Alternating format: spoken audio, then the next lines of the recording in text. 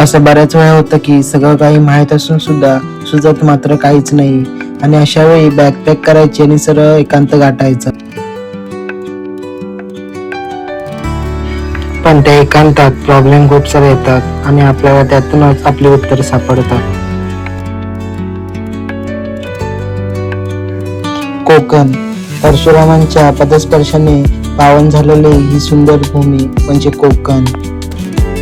आणि इथे आल्यावरती इथले निळे असे समुद्र किनारे, मंदिरे आणि इथली माणसं, हे सगळं बघितलं की इथून जायचं मनच नाही करत. ते बोलतात ना, कोकणातली माणसं साधी भोळी, ते खरंच आहे. तर नमस्कार मित्रांनो, तर मी तुमचं सर्वांचा लाडका कोकणी बंटी आपल्या एका नवीन ब्लॉग मध्ये पुन्हा एकदा स्वागत करतो. तर मित्रांनो, आज आपण चाललोय रत्नागिरी जिल्ह्यामधील अशी काही पर्यटन स्थळे जिथे याआधी तुम्ही गेलात. गणपतीपुळे, रत्नदुर्ग किल्ला, मिनी कोकण आणि आरेवारे बीच. आणि याच आरेवारे बीचला बघून आपले स्वप्नील जोशी काय म्हणाले ते बघा. तर झक मारतं मॉरिशस आणि झक मारतं मॉलदीव्स. म्हणजे आरे वारे वगैरे काय बेल्ट. मी आता रत्नागिरीला शूट केलं, काय बेल्ट आहे. गणपतीपुळे वगैरे काय सगळंच कोकण रे. काय म्हणजे मला रडू कोसळलं आनंदाने की काय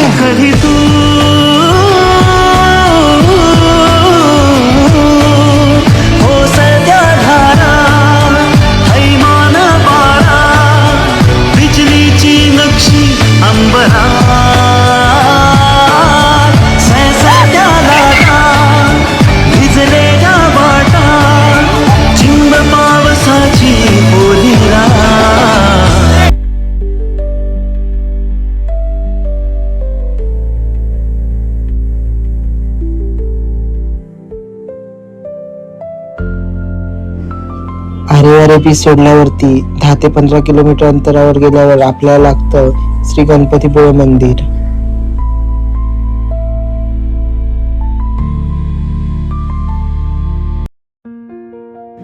मंदिराच्या गेटचं काम चालू असल्यामुळे आम्ही मागच्या गेटने मंदिरात प्रवेश केला. मित्रांनो, हे असं एक मंदिर आहे ज्यातील गणपती बाप्पाची मूर्ती ही समुद्राच्या दिशेने तोंड करून आहे.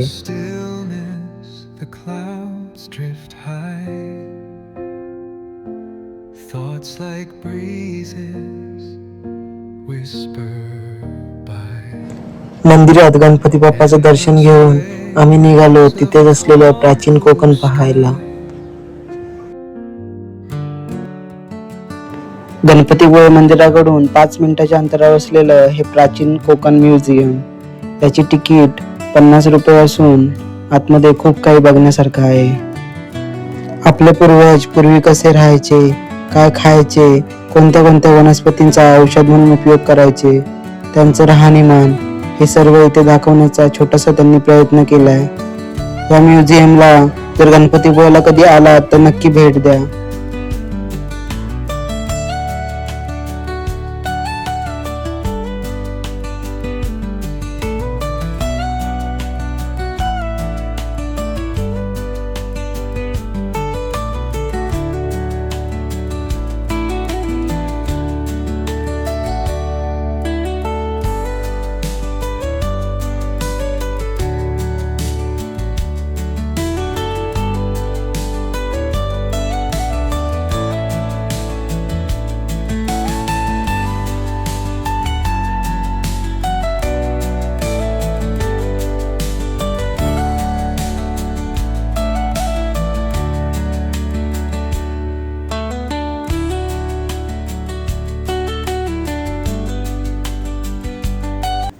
प्राचीन कोकण बघून झाल्यावरती आम्ही निघालो ते रत्नदुर्ग किल्ल्यावरती.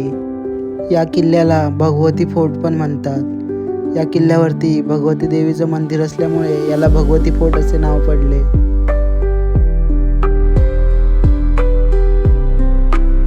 रत्नदुर्ग किल्ल्यावर आला असाल तर तिथे बनवलेली श्रीसृष्टी नक्की पहा.